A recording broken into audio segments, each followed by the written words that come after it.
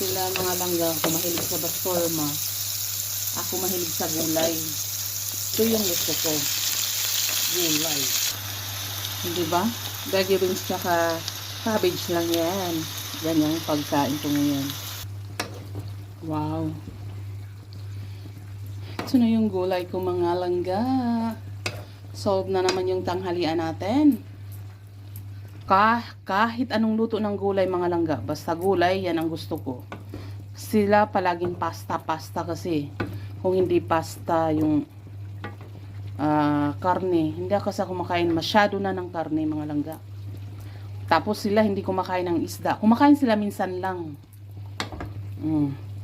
Pero pagpunta kami ng kabila, kumbaga sa Alex, yan kumakain sila isda doon kasi presko nga. May presko naman din dito. Maarte lang talaga yung asawa ko.